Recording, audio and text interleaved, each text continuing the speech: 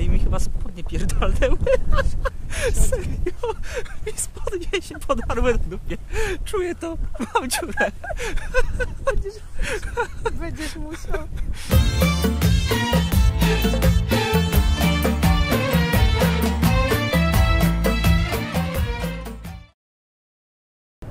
Dzień dobry Państwu, witam Państwa w Katarze. Kraju, który jest dość często odwiedzany przez Polaków, ponieważ jest to typowy kraj przesiadkowy. Najczęściej Polacy przylatują tutaj, koczują kilka lub kilkanaście godzin i lecą gdzieś dalej. W przypadku takich kilkunastogodzinnych postojów często się po prostu z lotniska wychodzi, przejeżdża do Doha i troszkę sobie miasto zwiedza. Ja natomiast mam zamiar wsiągnąć w ten kraj troszkę bardziej. To, co widzicie tutaj, to największy zabytek Kataru. I jak się dobrze przyjrzycie, to zauważycie, że nie jest on zbyt duży, ale myślę, że jest to dobre miejsce, żeby zacząć i opowiedzieć troszkę o historii tego państwa. Nazwa tego państwa wzięła się prawdopodobnie od rzymskiego uczonego Ptolemeusza, który w II wieku jako pierwszy stworzył mapę Półwyspu Katarskiego, nazywając to miejsce Katura. Prawdopodobnie to też miało związek z jakimiś, nie wiem, plemionami, które tutaj wtedy mieszkały. Powiem wam, że to miejsce jest naprawdę turbo małe. Myślałem, że będę miał okazję sobie trochę więcej pochodzić i pokręcić w środku, ale tam nie ma co kręcić. Katar przez wieki był raczej mało zamieszkany, głównie ze względu oczywiście na bardzo surowy klimat. Raczej można powiedzieć, że różnego rodzaju arabskie plemiona używały Półwyspu Katarskiego do zakładania sezonowych osad przy jakichś tam źródłach wody. My dziś Katar postrzegamy jako kraj, który całe swoje bogactwo zawdzięcza ropie. To nie do końca prawda. Katar zawsze był krajem wybijającym się w regionie. Przez wiele wieków Katar słynął i bogacił się na połowie pereł. Pierwszy okres rozkwitu przypada na III wiek, gdy Katar stał się częścią Imperium Sasanidów, czyli odrodzającego się po podboju przez Aleksandra Macedońskiego Imperium Perskiego. Wtedy właśnie Katar przynosił bardzo duże zyski dzięki właśnie połowom pereł. Był to też okres, kiedy w regionie bardzo mocno rozwijało się chrześcijaństwo, które przynosili migrujący z zachodu Mezopotamczycy, no z tym, że w sumie niedługo potem pojawił się islam. W 628 roku Mahomet wysłał poselstwo do zarządcy Kataru, Bahrajnu i okolic, by ten przyjął islam. Władca się zgodził, co zapoczątkowało jakby upadek dynastii Sasanidów. No i w zasadzie cały region bez większego wahania ten islam przyjął, chociaż są pewne przesłanki, by twierdzić, że niektóre plemiona katarskie były temu przeciwne. No ale na kartach historii one gdzieś tam zaginęły. Tutaj są takie ruiny, cały tutaj ten teren to są jakieś wykopaliska archeologiczne i jakieś starodawne ruiny.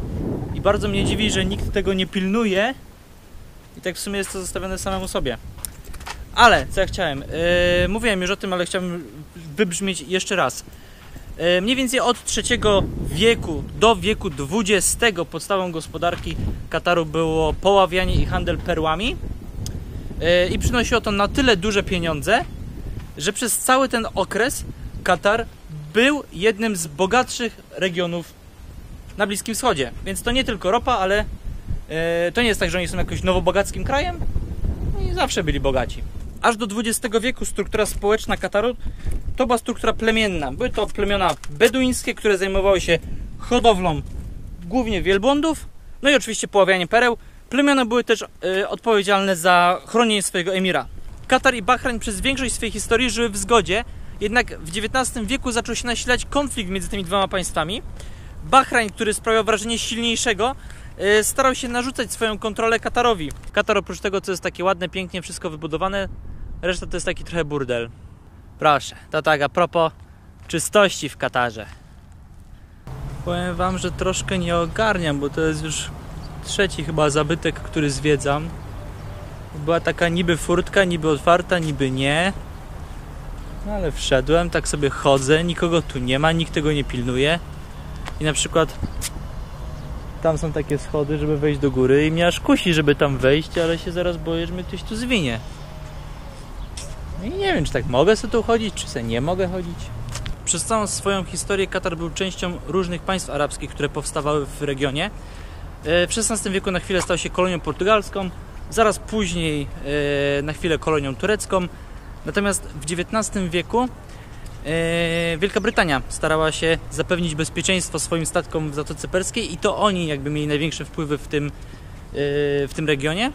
W 1868 roku, po krótkiej wojnie Kataru z Bahrajnem, Wielka Brytania narzuciła traktat, zgodnie z którym Katar i Bahrajn miały być osobnymi państwami, co było bardzo ważne w przyszłości. Natomiast władzę w Katarze oddawała w ręce Mohammeda bin Saniego i rodzina bin Sanich rządzi do dzisiaj. Dobra, jakby co, jednak zdecydowałem, że pójdę do góry. Między 1871 a 1913 rokiem Katar był częścią Imperium Osmańskiego. Po odejściu Turków Katar był w bardzo złej kondycji. Rosły wpływy Bahrajnu, natomiast malał autorytet katarskiego emira. Dlatego w 1916 roku podpisano traktat, na mocy którego Katar stał się protektoratem brytyjskim. W 1922 roku próbowano włączyć Katar do koncesji naftowej obejmującej Arabię Saudyjską. Jednak wtedy jeden z brytyjskich przedstawicieli narysował na mapie kreskę oddzielającą Półwysep Katarski i ta kreska mniej więcej pokrywa się z dzisiejszą granicą tego państwa. Okres międzywojenny i ten tuż po wojnie to jest jeden z najgorszych okresów w historii Kataru. Po pierwsze załamał się handel perłami, po drugie był gigantyczny kryzys gospodarczy, po trzecie jeszcze Bahrajn się do wszystkiego mieszał, na przykład narzucając jakieś swoje embarga i zajmując wyspy Hawar, o które zresztą do dziś Katar z Bahrajnem mocno się kłócą.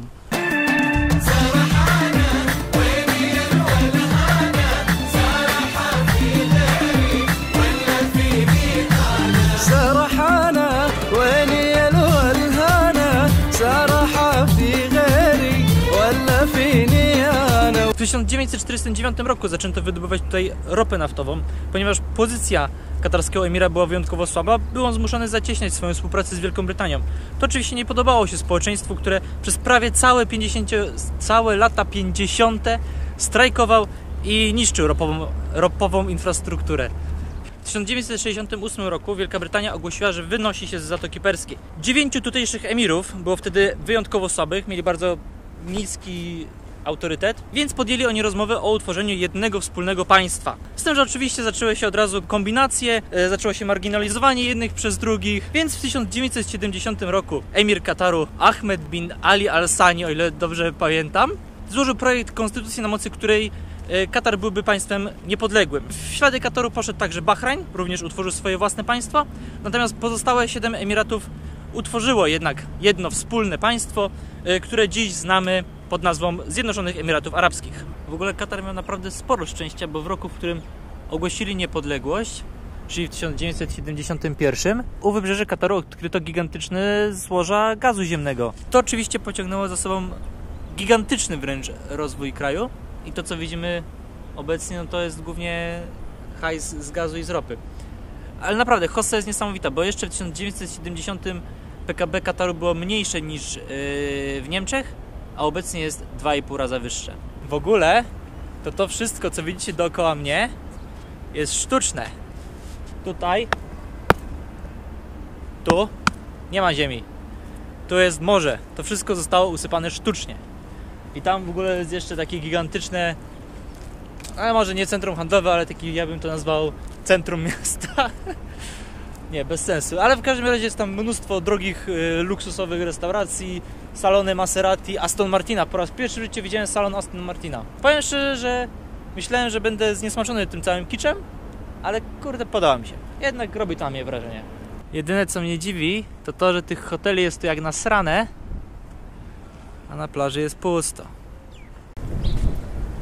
Znajduję się obecnie w czymś, co się nazywa Katara Cultural Village i trochę czegoś innego się spodziewałem niż to, co widzę. I generalnie tutaj są takie meleksy, którymi się podwozi turystów i koleś mi koniecznie chciał mnie na to usadzić. Ja stwierdziłem, że nie, no bez przesady, przecież sobie mogę przejść. Myślałem, że po prostu chcę sobie zarobić, nie? A okazuje się, że te meleksy są generalnie z Afriko. To jest pierwsza rzecz. A druga rzecz, że tak naprawdę podwożą tak jakieś może 100 metrów. A koleś oczywiście twierdzi, że to jest bardzo daleko i gdzie pan będziesz taki kawał sam łaził, nie? No, zapamiętajcie to, bo na temat tego, jak bardzo socjalistycznym i leniwym narodem są Katarczycy, jeszcze będę opowiadał.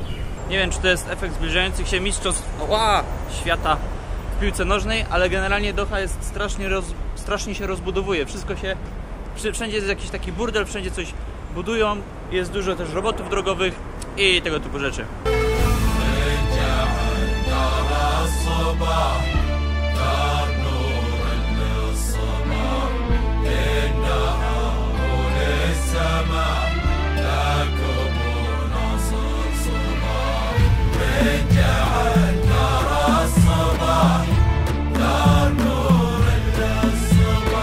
Katarze od kilkunastu lat postępuje powolna liberalizacja i demokratyzacja. Są już na przykład wybory lokalne, prasa ma coraz więcej do powiedzenia, chociażby słynna telewizja Al Jazeera, która wcale nie jest telewizją fundamentalną, absolutnie nie, ma swoją siedzibę właśnie w Katarze.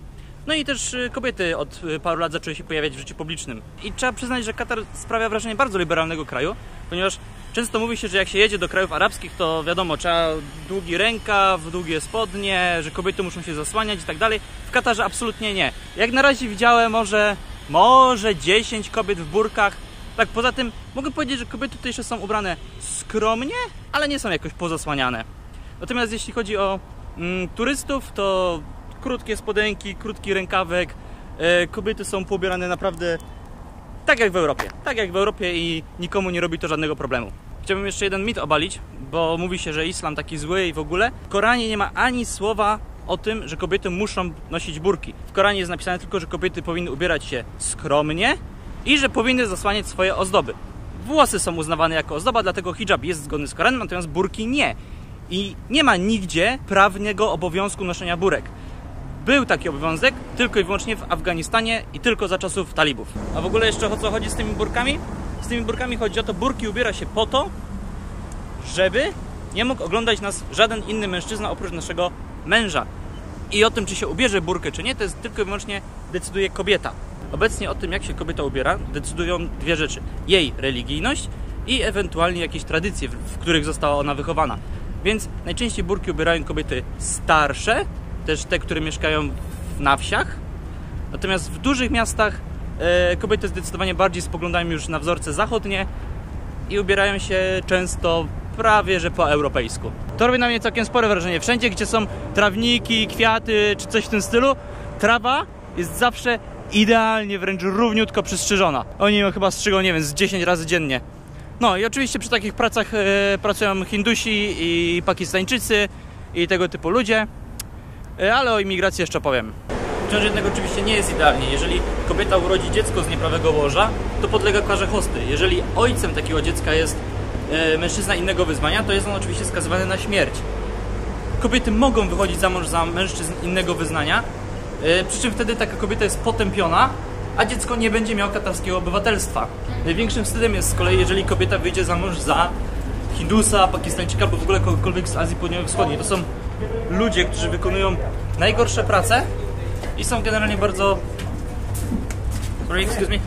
Thanks. To są właśnie ludzie, którzy wykonują najgorsze prace i są tutaj traktowani troszkę jak podludzie.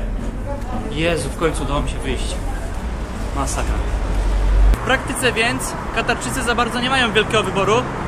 Muszą żenić się między sobą, a ponieważ Katarczycy, obywatele Kataru stanowią w tym państwie zaledwie 27% wszystkich ludzi, ponieważ reszta to są wszelkiego rodzaju imigranci zarobkowi, no to nie mają zbyt wielkiego wyboru. A to oznacza, że często ten wybór jest trochę wymuszany. To z kolei prowadzi do rozwodów oraz do tego, że często śluby zawiera się między kuzynostwem.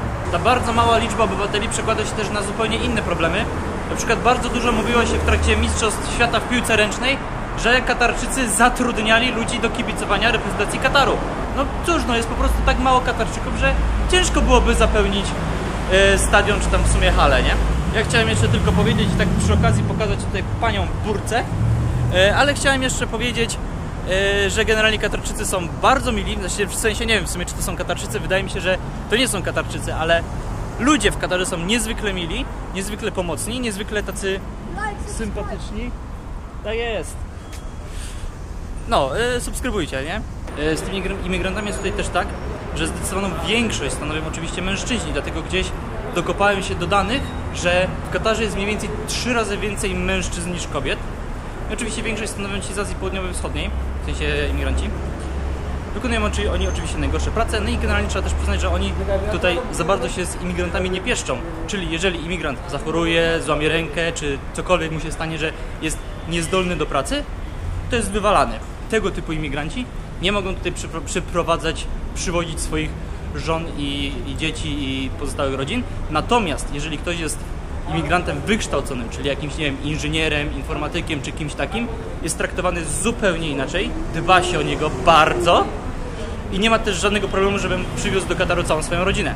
Tak jak mówiłem, w Katarze nie ma zbyt wielu zabytków, nie ma tutaj zbyt wiele do oglądania, oprócz Dochy, która jest przecież tylko i wyłącznie miastem. Dlatego w ostatnim czasie bardzo popularne zrobiły się wycieczki na pustynię samochodami. I od razu też w ramach tego jest przejażdżka na wielbłądzie i tego typu rzeczy. I to jest w chwili obecnej jedna z takich większych atrakcji turystycznych w Katarze. I to właśnie teraz testuję. To będzie najgorsze, jak będzie... O kurwa! O ja p***dolę. Ale to było przejebane. Jezus.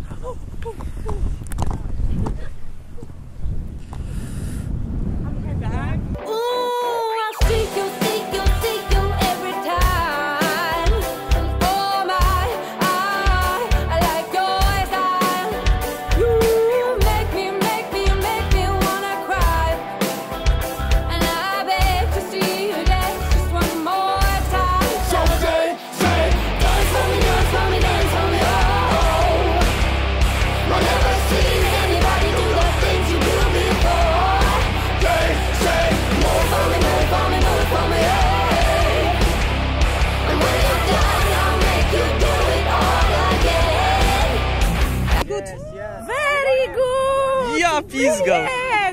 Wiecie jaka stara arabska metoda antykoncepcji? Usiąść gołymi jajami na rozgrzanym piasku. W ogóle w ostatnim roku bardzo dużo zwracono mi uwagę na temat męskiego zdrowia. Więc jeżeli jesteś mężczyzną między 20 a 35 rokiem życia, to warto się zbadać, ponieważ jesteś w grupie ryzyka i możliwe, że zachorujesz na raka jąder. W ogóle najlepszym sposobem, żeby bronić się przed rakiem jąder, jest regularne opróżnianie moszny. Żeby 30-krotnie zmniejszyć ryzyko zachorowania na raka jąder, trzeba robić to mniej więcej 20 razy w miesiącu, przy czym nie, że w ciągu jednego dnia wyrobicie cały limit. No i też ważne jest to, że nie trzeba tego robić w parach, self-development też działa. Natomiast jeśli chodzi o problem z niepłodnością wśród mężczyzn, główną przyczyną są często zbyt ciasne majtki, ponieważ to mocno podnosi temperaturę w jajach i plemniki są wtedy bardzo słabe. Więc ten żart o arabskiej antykoncepcji z początku wcale nie był taki heheszkowaty, jakby się mogło wydawać. Alkohol w Katarze jest oczywiście zakazany. Mogą go kupić tylko turyści, tylko w hotelach. Przy czym oczywiście nie wolno go pić publicznie. Natomiast w trakcie zbliżających się Mistrzostw Świata w piłce nożnej w 2022 alkohol podobno ma być dostępny szerzej. Przy czym związki homoseksualne będą cały czas zakazane i podobno będą robić jakieś testy przy wjeździe do kraju. Nie mam pojęcia, jak to będzie wyglądać, ale jeżeli się okaże, kto jest gejem, to go nie wpuszczą. No właśnie tak wyglądają chodniki, w sensie chodzi się często po ulicy. Ta infrastruktura jest tutaj cały czas bardzo słaba, szczególnie dla pieszych. I jak widać jest, oprócz tego, że jest dużo pięknych miejsc, to jest też dużo miejsc w remoncie. Katar jest bardzo bezpiecznym krajem. Oni nie są nauczeni robić komukolwiek jakąkolwiek krzywdę. To jest jedno. A po drugie, Katarczycy są... zdają sobie sprawę z tego, że przeciętny turysta nie ma nic, czego oni nie mogliby sobie kupić.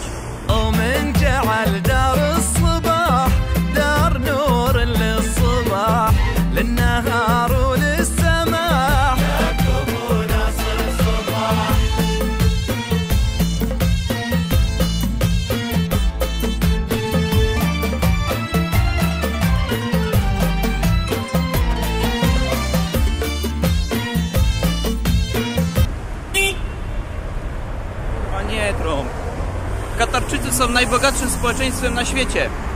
Oczywiście największy wpływ na to ma ropa i gaz, ale oni już teraz bardzo dużo inwestują w różnego rodzaju huty, kopalnie i w ogóle w przemysł, po to, żeby w momencie, gdy surowce naturalne się wyczerpią, żeby ten ich bardzo wysoki poziom życia się nie zmniejszył. Ale oprócz tych inwestycji bardzo dużo wydają też na pomoc socjalną i to naprawdę strasznie dużo.